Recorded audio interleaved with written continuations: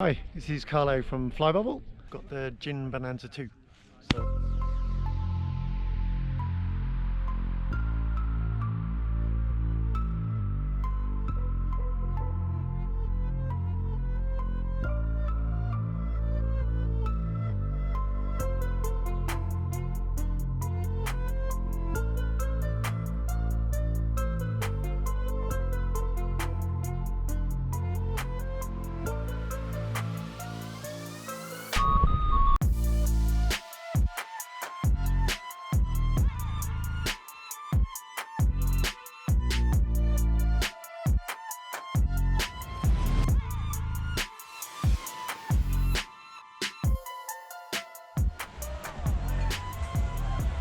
Got to really know it in a variety of conditions. Actually, Tenerife is great for that.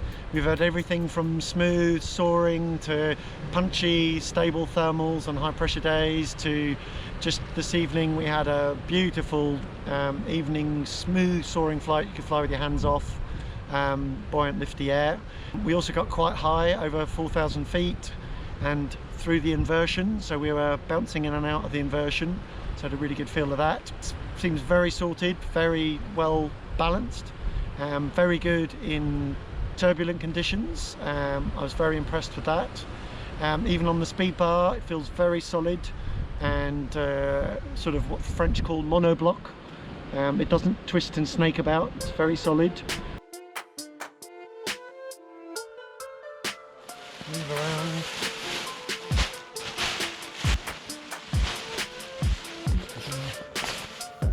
Three riser setup. You've got your A's, the B's with the stabilo, and the C risers with the brake lines. And here we've got the speed system. So this works. Show how that works. Like so. You can see modern speed systems have got quite complicated to make the glider accelerate more smoothly and keep better performance and stability. That's one of the big features of the Bonanza 2. It's particularly designed for accelerated flight, and related to that we'll be using a lot of rear riser steering with the speed bar on.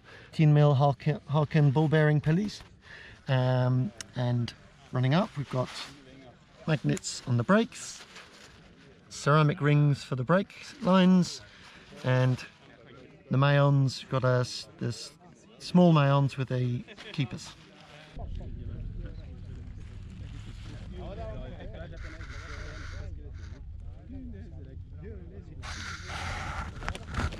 Got a noticeable shark nose, air scoop, whatever you want to call it, leading edge stiffness. They're quite stiff, so you can tell this is a glider that's more orientated towards performance and stability at speed rather than being more optimized to being lightweight and easy to squash up and compress. And the rods go quite far down the glider as well. Every third sail there is a bridge. That's these parts here. And then you have diagonals,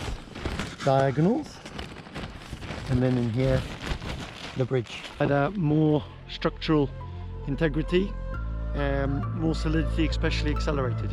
Isn't that right? Right.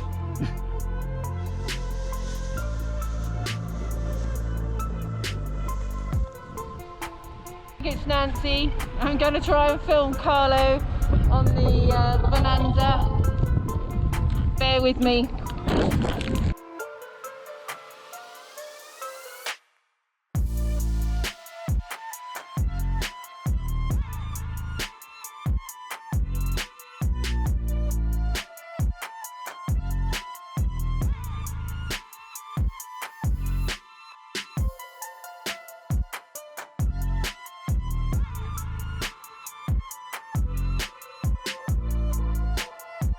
I was very impressed on inflation as well. Similarly, that in all the conditions I flew, from very light thermic, variable thermic conditions through to a bit stronger, the glider comes up very nicely, very easy, comes up in a sort of smooth arc, not whipping up.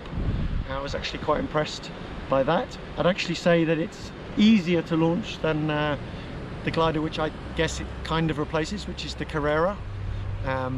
GIN might disagree with that. but it's actually feels more solid and more uniblock, less twisting. Considering it's got a little bit more aspect ratio, that's very impressive. I think that's down to the leading edge is very solid, very stiff nylon rods to keep it really in a good shape, and it's got softer rods that run all the way back.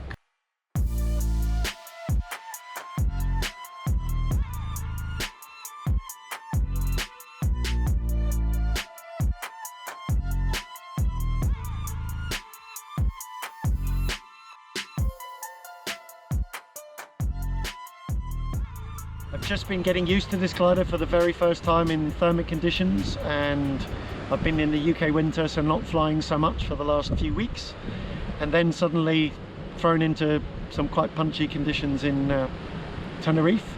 First of all, I needed to get into the swing of the handling with any glider. You need to get the point of how to get it to turn really nice and tight, and bank the glider around and get speed and energy, and then turn it tight without spinning it, but staying efficient as well. And I found the Bonanza 2 to be very intuitive like that. I'd say the brake pressure is moderate. It's not light, but it's a moderate, firm pressure. You feel exactly where your brake pressure is. Because of that as well, I found that when you're getting to the point of stall or spin, that's quite easy to feel because the pressure really builds. It's not a glider that's goes soft and mushy and you don't feel the stall point. It's very clear, which is very nice, I think, especially when you're working difficult thermals, as we've been close to the rock faces and you want to feel confident in your glider. The climb rate is excellent. It seems to at least equal the Carerra, which pilots who fly the Carerra knows it climbs really well. It's exceptional for its class, and the Bonanza 2 seems to climb at least as well. You do need to use a reasonable amount of brake to get it around to turn tightly. At first you feel, when you're not knowing the glider, to be a little cautious, but actually after a while I felt I could really use the brakes quite a lot and the glider responds nicely.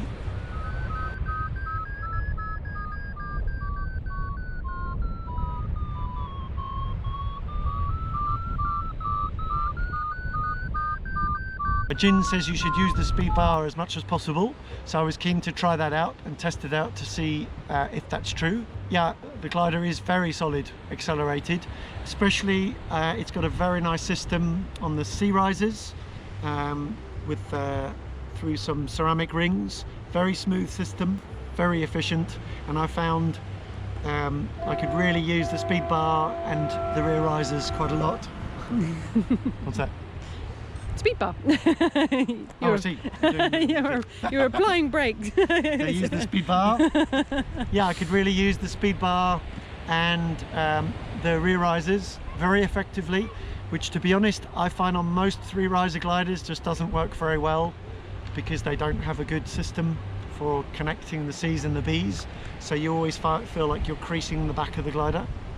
On the Bonanza 2, it felt very good. I really tried putting full bar on and pulling the rear risers down a lot, and normally I'd expect to see a lot of creases and the glider flying badly, but the Bonanza 2 seemed to be coping with that very well. It's a great glider for doing wing overs with, a bit like the Carerra. Very nice for doing wing overs, builds up energy quite quickly but very smoothly and in a very controlled way. Obviously with an aspect ratio of 6.44, I think it is, it's a sort of mid to high C. I was expecting with that aspect ratio maybe it would actually be a bit hotter than I've been finding it. I was expecting to find it to be maybe quite a high C to fly, but actually the pilot demands seem to be more like a mid C. Similar, say, to maybe the Sigma 10, maybe a little bit more than that, but pretty similar kind of like level to that.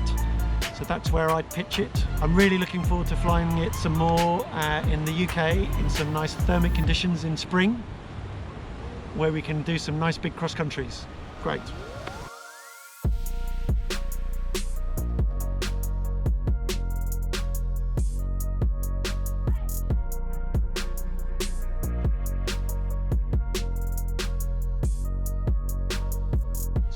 Bonanza 2, I think feels like a very sorted mid-sea glider for cross-country flying with excellent performance, especially accelerated.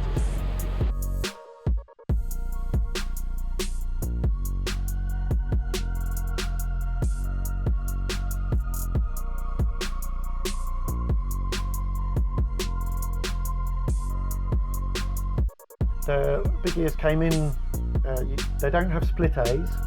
The A's, it's got the two different A's. They are split, but they've got a little D-ring around them, so they're fixed together. I must confess I do prefer a glider with split A's, just because I do use big ears. Flying in the UK, having to keep underneath airspace, big ears is a very useful technique to be able to do. So you don't have that, but it's pretty easy to get the big ears in with the Bonanza 2. There's quite a bit of pressure to pull them in, but then once they come in, they're pretty easy to hold, and they were quite stable. Whereas, for example, another glider I flew a bit, a KN5, they were quite flappy, and the glider tended to wobble around a lot. The Bonanza 2, I'm really pleased to see it stays pretty stable, and you don't have that thing of it yawing around a lot. It's quite easy to keep on track, so that's a very good behaviour.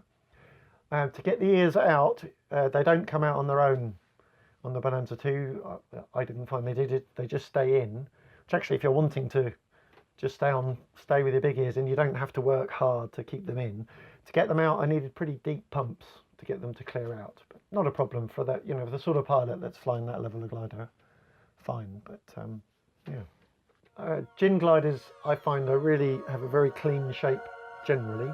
They have got a very clean look to them, and the Bonanza 2, I think, they seem to have taken it to the next level. It's got a super clean look to the whole glider.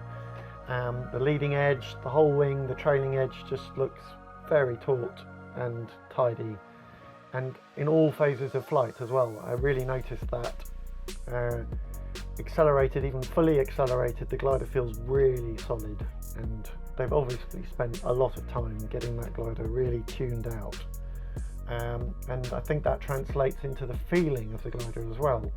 It felt very solid and kind of uniform, and you know, like not planky, but just kind of rigid, taut. It's a great glider for ambitious cross-country pilots, and they want a very comfortable glider that they can fly for lots of hours and feel comfortable on. I think it's for somebody stepping up from a high B to a C class. Depends on the B. If you're stepping up from a Carerra to a Bonanza 2, fine. But if you're stepping up from a sort of standard high B glider or a mid B, then the Bonanza 2s, it's a little bit more ambitious. I really enjoyed the Bonanza 2, I really enjoyed flying it, and the more I flew it, the more I liked it, and felt really solid and reassuring, very good performance, and a comfortable glider to fly, and I'd be a great glider to fly on a strong cross-country day going for big distance.